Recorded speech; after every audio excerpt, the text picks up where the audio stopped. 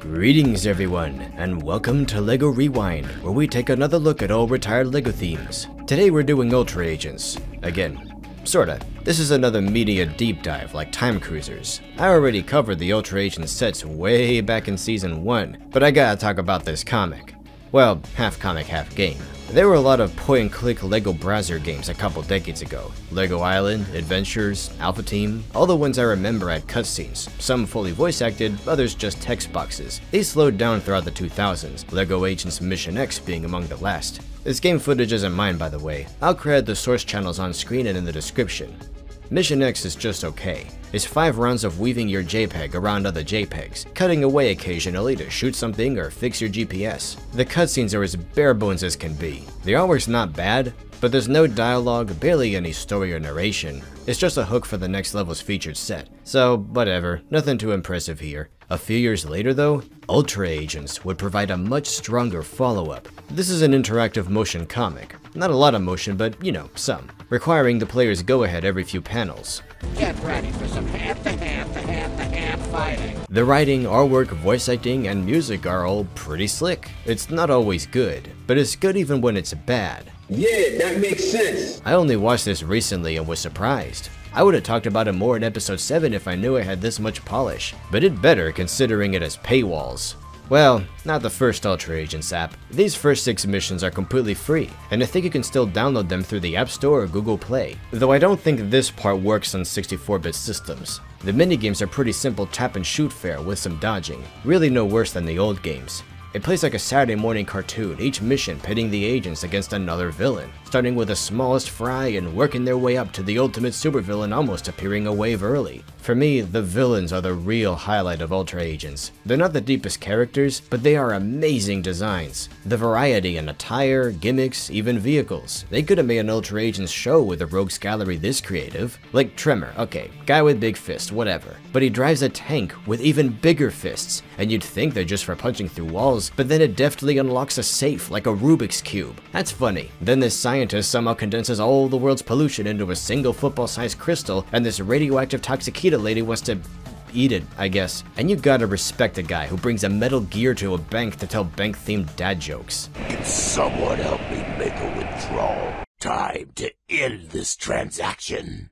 I was losing interest anyways. I wonder what material he'd bring to a DMV or a morgue. He'd probably just use the same jokes at both places. By the way, I like how the stylized A in the Ultra Agents logo is a reference to Astor City's layout. So that's wave 1. Pretty standard if slightly above average. Guns suck!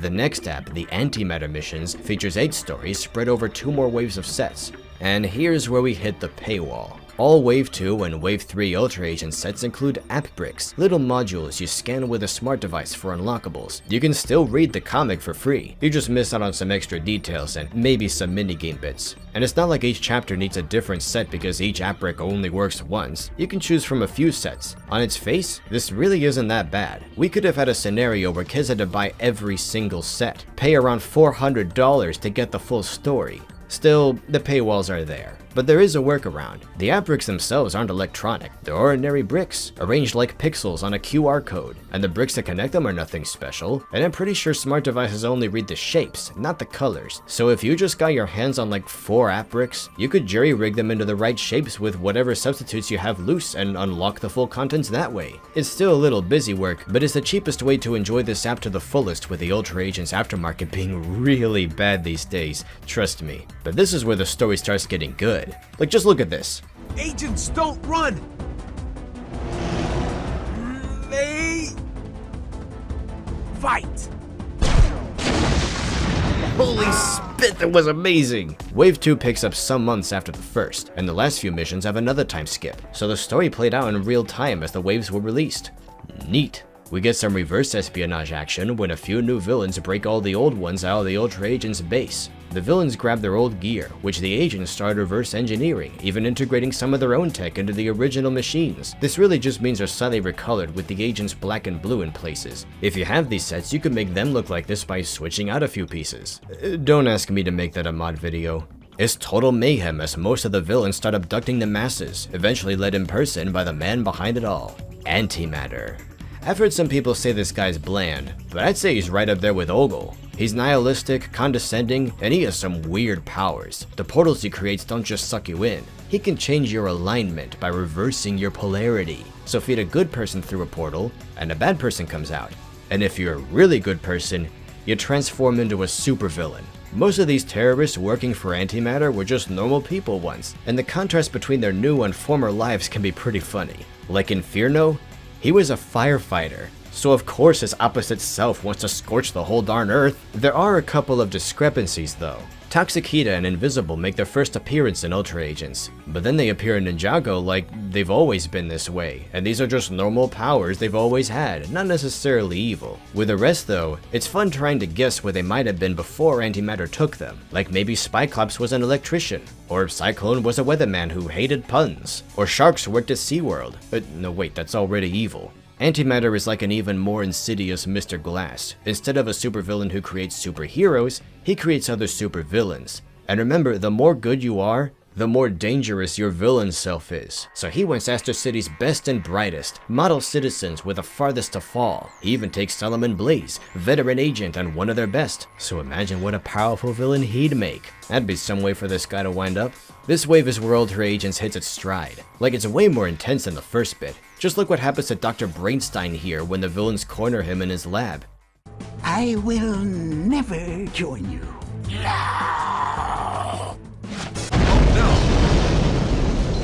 He blows himself up to keep his invention out of their hands, and they get their hands on it anyway. And then half a year later he comes back all wild west as this monstrous cyborg with a second brain. It's just so cool, the idea of a villain whose superpower is transforming the hero's greatest allies into even greater enemies. That's like taking out two people. And his ultimate scheme is to envelop Aster City in one giant portal, turning its entire population into a supervillain army of thousands, possibly millions. Goodness, I mean badness. But I have a question. What if you're already evil? Does the portal turn you good?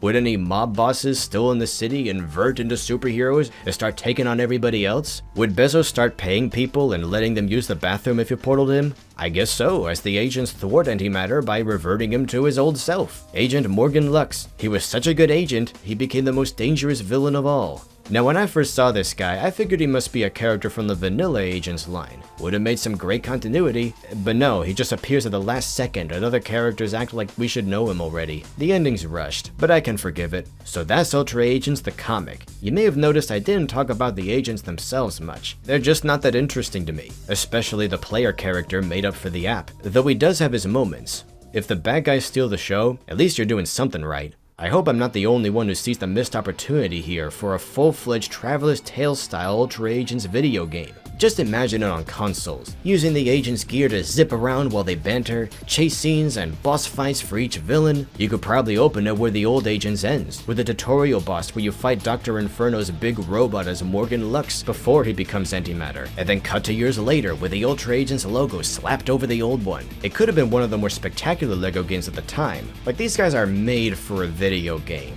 This is what we're missing out on when there's such a focus on licenses. We don't just lose space for original LEGO sets, but media based on those sets. Ultra Agents definitely deserved a proper game or show, but at least it got a little of both, and what's here is pretty dope. One of the last productions, if not the last, to sort of resemble those prolific old browser games. Even with the technology changing and apps taking over, there was room for something fun, slick, and a little edgy here. Again, check the links if you can't play this yourself and want to watch the whole thing. That's it for today. To support this project, check out my books on Amazon and itch.io, or my Patreon page for early videos, your name in the credits, signed paperbacks mailed by yours truly, exclusive behind-the-scenes content including looks at future mods, and if you can afford it, your own LEGO Rewind episode. See you next time. Toodles! The new LEGO Ultra Agents are on a mission to stop the crazy supervillain Cyclone. Agents, get ready. Now you can join the agents and move into action. Set up your headquarters, load the missiles, and ready the prison. There he is. Use your gadgets to target the enemy. We've got him. And launch the attack. Bring down the bad guy and lock him up. Mission accomplished. New LEGO Ultra Agents. Each set sold separately.